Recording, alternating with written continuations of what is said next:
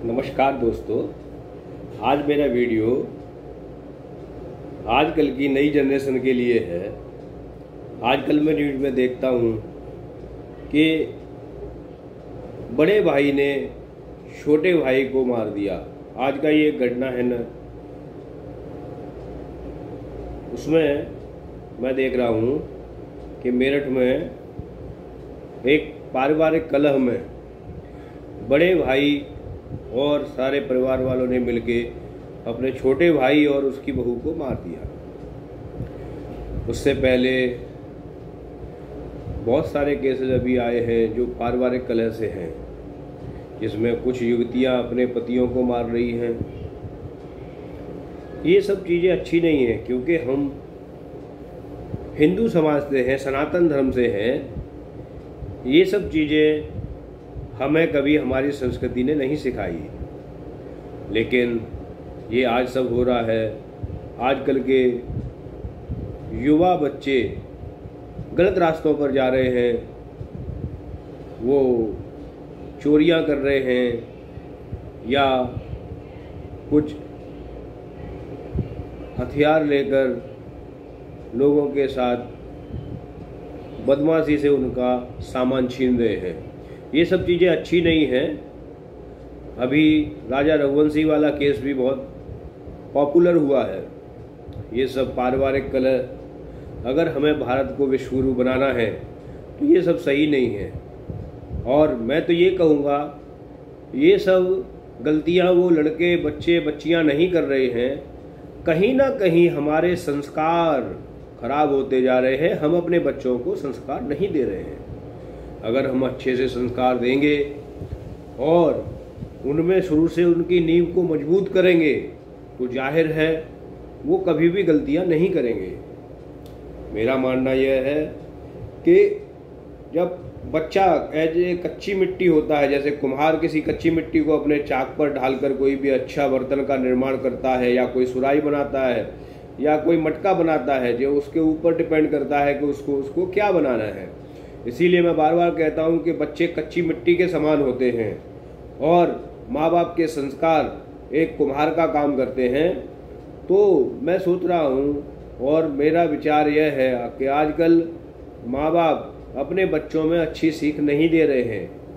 मैं ये चाहता हूँ कि उनको पुरानी संस्कृति के रूप में सारी बुराइयों के बारे में बताया जाए और बुराइयों के परिणामों के बारे में बताया जाए। अगर कोई भी गलत काम करेगा, उसके परिणाम अच्छे नहीं होते, बड़े भयंकर परिणाम होते हैं। अगर हम शुरू से उनकी सारी शिक्षा इस तरह से दें और उनको बताएं कि अगर आप अच्छे काम करोगे तो उसके फल भी अच्छे मिलेंगे, गलत काम करोगे तो उसके नतीजे खराब ही मिलेंगे। हम बात कर रहे हैं अपने देश को विश्वगुरु बनाने की, अपने देश को अच्छी कैटेगरी में लाने की। अभी कुछ दिन पहले की न्यूज़ है कि हमारा देश चौथी बड़ी अर्थव्यवस्था बना है। ये बहुत बड़े गर्व की बात है, लेकिन ये सब चीज़ें नई जनरेशन को भी समझनी पड़ेगी और उनको अपने जीवन में अपना अच्छा व्यवहार, अच्छे संस्कार लाने पड़ेंगे। अगर संस्कारों का अभाव रहेगा तो हमारा भारत दूसरे देशों की तरह कंगाल हो जाएगा। हमारा देश एक विश्वगुरु बनने की राह पर है। आप देख रहे हैं हमारा पड़ोसी देश पाकिस्तान, उसकी पीढ़ी या नए युवा बच्चे सारे सभी लोग केवल आतंकवाद के लिए सोचते हैं, तो उसका क्या हाल हो रहा है। इससे हमें एक सबक लेना चाहिए कि उस पूरे पाकिस्तान का आर्थिक बजट हमारे रेल बजट के बराबर भी नहीं है, या कोई भी हमारा डिपार्टमेंट देखें या कोई भी विभाग देखें, वो सब तरक्की कर रहे हैं। इसमें सभी युवाओं का ही योगदान है। और मैं बार बार कहता हूँ कि कोई भी एक व्यक्ति जिंदगी भर के लिए किसी भी काम को निरंतर नहीं कर सकता है। हमें अपने काम को आने वाली पीढ़ी को अच्छे से सिखाना पड़ेगा, ट्रेन करना पड़ेगा और अच्छी स्किल हमें उनको देनी पड़ेगी, जिससे वो आगे बढ़ सके, क्योंकि आने वाले युवा ही देश का कर्णधार है। इसलिए मैं बार बार बोलता हूँ कि अगर अपने जीवन को सुधारना है तो अपने बच्चों को सुधारना होगा, अगर भारत देश को सुधारना है तो हमें युवा पीढ़ी को सुधारना होगा, हमने न्यू जनरेशन को सुधारना होगा। और बार बार मैं ये कहता हूँ कि देश का विकास तभी हो सकता है जब उसमें युवा शक्ति ज़्यादा एक्टिव होगी और वो लोग कर्मठ प्रयास करेंगे। प्रयास करने से ही किसी भी काम में सफलता मिलती है, लेकिन उसके लिए हमें लगातार निरंतर प्रयास करना जरूरी है। आजकल मैं देख रहा हूँ कि कुछ चरित्रहीनता भी हमारे समाज में धीरे धीरे करके फैलती जा रही है। कहीं पे मैं देखता हूँ कि किसी नाबालिग का बलात्कार हो गया। ये सब हमारे देश में क्या हो रहा है? हम सब भारत के रहने वाले हैं, तो हमारी संस्कृति में छोटी बहन या माँओं को देवियों का दर्जा दिया जाता है। फिर हम उनके प्रति गलत कैसे सोच सकते हैं या गलत कैसे कर सकते हैं? मैं देश को सही आज़ादी या सही आज़ाद तब मानूंगा जब हमारे देश की बहन बेटियां रात के 12 बजे भी निसंकोच कहीं से भी गुजर सकें और उनको कोई भी इस तरह का गिला शिकवा या कोई भी डर ना भय ना रहे कि मैं अभी रात में अकेली जा रही हूँ, मेरे साथ कोई चोरी ना हो जाए, मेरे साथ कोई बलात्कार ना हो जाए। मैं तो सरकार से भी गुजारिश करूँगा कि अब एक कठोर कदम लेने की भी आवश्यकता है। अगर कोई भी बलात्कारी है तो बलात्कारी को पॉक्सो एक्ट के तहत तुरंत फांसी की सज़ा सुनाई जाए।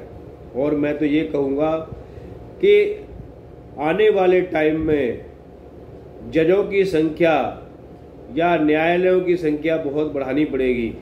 आजकल सब कुछ ऑनलाइन पॉसिबल है, तो मैं तो ये कहूँगा कि जजमेंट ऑनलाइन पॉसिबल क्यों नहीं है।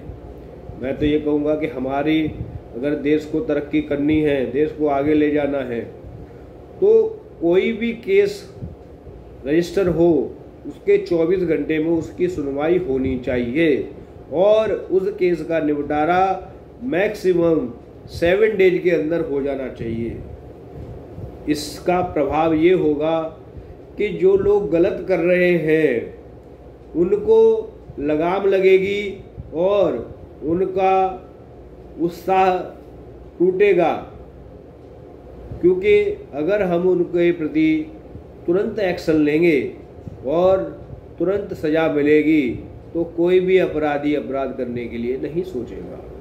अभी होता क्या है कि बहुत से बड़े बड़े अपराधी अपराध करके बाद में जमानत ले लेते हैं, फिर तारीख पर तारीख, जब तक उन लोगों की पूरी आयु पूरी हो जाती है वो लोग सब मर जाते हैं, लेकिन केस ख़त्म नहीं होता।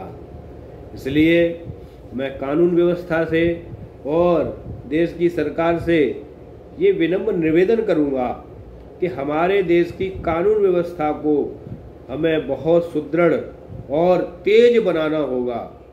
अगर कानून व्यवस्था हमारी तेज होगी, न्यायिक व्यवस्था हमारी तेज होगी, तो कोई भी अपराधी अपराध नहीं करेगा। हमारा मकसद किसी भी जेल को पूरी तरह भरने से नहीं है, हमारा मकसद किसी को फांसी देने का नहीं है, हमारा मकसद अपराध को जड़ मूल से समाप्त करना है। अगर किसी व्यक्ति को सज़ा जल्दी होगी, तुरंत होगी और भयानक सज़ा मिलेगी, कोई भी अपराधी अपराध करने के लिए प्रोत्साहित नहीं होगा। अभी क्या होता है कि कोई भी अपराधी लग्जरियस लाइफ जीने के लिए कोई भी अपराध कर देता है और उसके अपराध के लिए सजा को निर्धारित करने में बहुत लंबा समय लग जाता है। तब तक उसका जीवन काफ़ी व्यतीत हो जाता है और उसको लगता है कि यहाँ भारत में कोई भी पाप करना बहुत आसान है, क्योंकि हमारे संविधान में बहुत अच्छे से लिखा है, चाहे भले ही लाख लोग बच जाएं, लेकिन किसी भी बेगुनाह को एक को भी सजा नहीं होनी चाहिए। ये बात बिल्कुल सही है, लेकिन इसका फ़ायदा गुनहगार लोग भी उठा रहे हैं। ये चीज़ें सही नहीं हैं। मैं बार बार कहता हूँ कि हमें अपना व्यक्तित्व चेंज करना पड़ेगा, हमें व्यक्तित्व और अच्छा करना पड़ेगा। मुझे बार बार याद आती है महर्षि दयानंद की, महर्षि स्वामी विवेकानंद जी की, जिनकी वजह से हमारा देश अच्छे लोगों में और अच्छे विचारों में जाना जाता है। इसीलिए हम सभी को ब्रह्मचर्य का पालन करना चाहिए, हमें गलत चीज़ों का विरोध करना चाहिए और अच्छी चीज़ों को एडॉप्ट करना चाहिए। नैतिक शिक्षा के नाम से स्कूलों में एक पुस्तक शुरू करनी चाहिए, जो कि हम अपनी लाइफ में पहले उसको पढ़ते थे। पहले हमारे सिलेबस में वो पुस्तक होती थी जिसको हम नैतिक शिक्षा बोलते हैं। ये नैतिक शिक्षा बहुत ज़रूरी है देश को आगे ले जाने के लिए। अगर धार्मिक पुस्तकें भी सिलेबस में जोड़ दी जाए तो इसमें कोई बुराई नहीं है।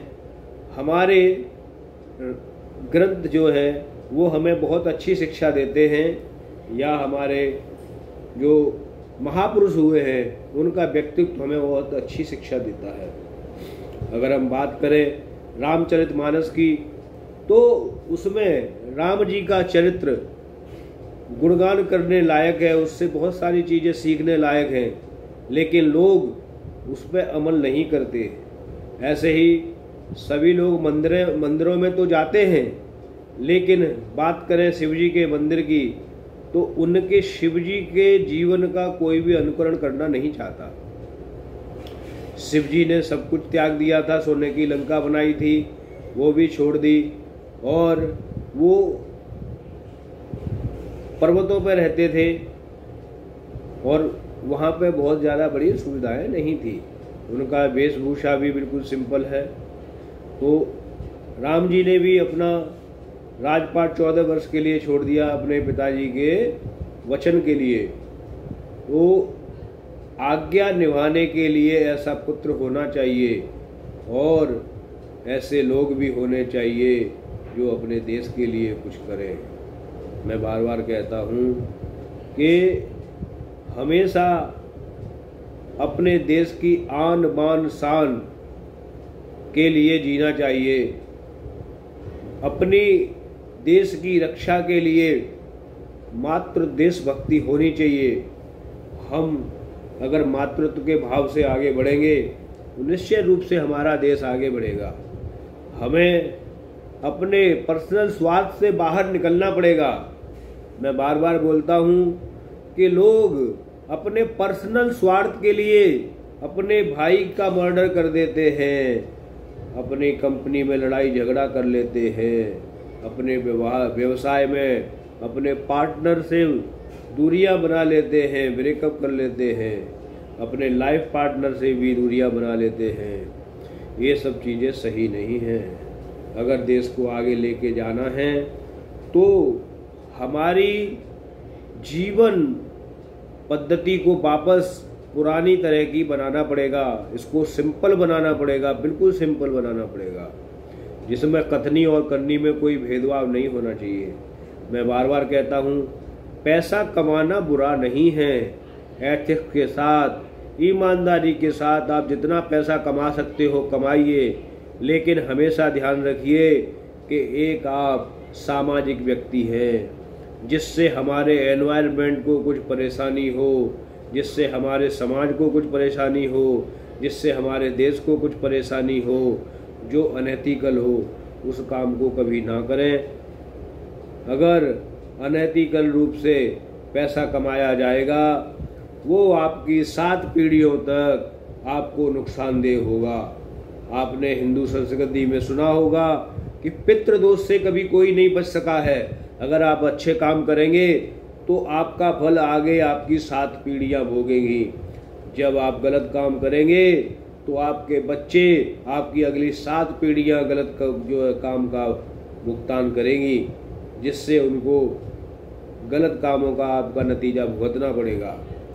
कभी कभी आपने देखा होगा कि परिवार में कुछ विकलांग जो है बच्चा पैदा हुआ है या कुछ और परेशानियां हैं, वो सब पितृदोष की वजह से ही होती है।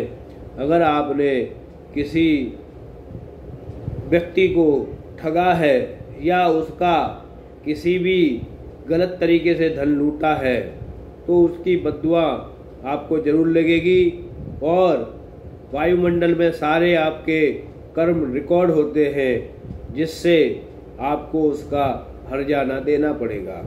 मैं बार बार कहता हूँ कि रोज आप सुबह उठ के उस ईश्वर का धन्यवाद दें कि हे ईश्वर, आपने हमें इस भूलोक पर बड़े अच्छे कर्म करने के लिए भेजा है और हमें सद्बुद्धि दीजिए कि हम डेली अच्छे काम करें और गलती से हमारे से किसी का भी अहित ना हो, हमारी वजह से किसी को परेशानी ना हो। अगर आप इस तरह के विचार रखेंगे तो लोग आपकी इज्जत करेंगे, भगवान आपको सुख शांति समृद्धि देगा, जिससे आपका अगले आने वाला जीवन भी आपको सुखमय होगा।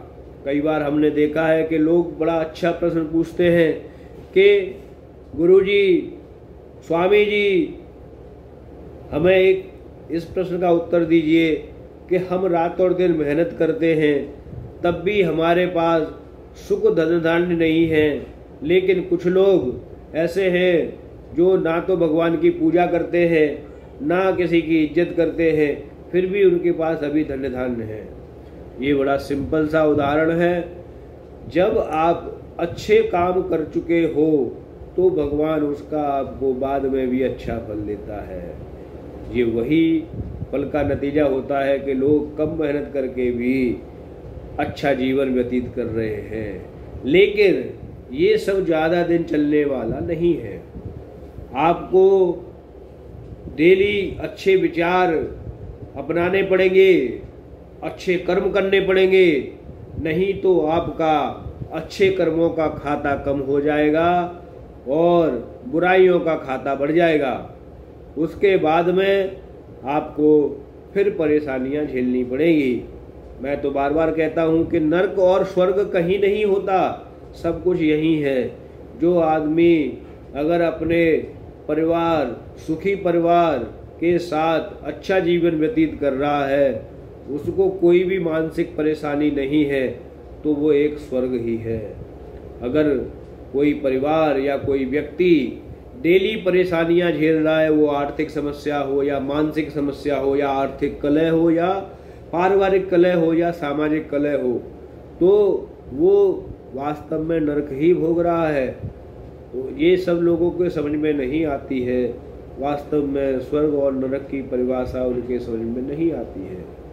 मैं बार बार बोलता हूँ कि हमेशा अपने जीवन में अच्छे कर्म करें, गलत बुराइयों से दूर रहें और अपने बच्चों को भी इसी तरह से शिक्षा दें कि हमें यहाँ पे गलत काम नहीं करना। जब आदमी इधर आता है खाली हाथ आता है मुट्ठी बांधकर, वह जब जाता है तो भी हाथ खुले हुए जाते हैं। तो हमेशा ध्यान रखना है कि आप कितना ही धन अर्जित कर लें, लेकिन अगर आपने अपने कर्म अच्छे नहीं किए तो मरने के बाद वहाँ कोई और करेंसी नहीं चलती। वहाँ करेंसी चलती है केवल आपके विचारों की, आपके कर्मों की। मैं तो ये कहूँगा कि हमारा सबका जीवन इस तरह का होना चाहिए, जिस दिन आपकी लाश शमशान घाट में जा रही हो, कोई भी आपकी बुराई करने वाला ना हो। अगर आपने अपने जीवन को इस तरह से जिया है कि उस दिन आपका अंतिम संस्कार हो रहा है। अंतिम संस्कार वाले दिन कोई भी आपकी बुराई करने वाला व्यक्ति नहीं है। तो मैं सोचूंगा, समझूंगा कि आपने बहुत अच्छा काम किया है, और मैं तो इसी विचार पर काम करता हूँ। मैं कभी किसी को वही बोलता हूँ जो अपने जीवन में अनुकरण करता हूँ। मैं सबसे उम्मीद करूँगा कि अगर भारत को, देश को आगे ले जाना है तो अपने बच्चों में अच्छे संस्कार डालें। आज के वीडियो के लिए इतना ही। धन्यवाद।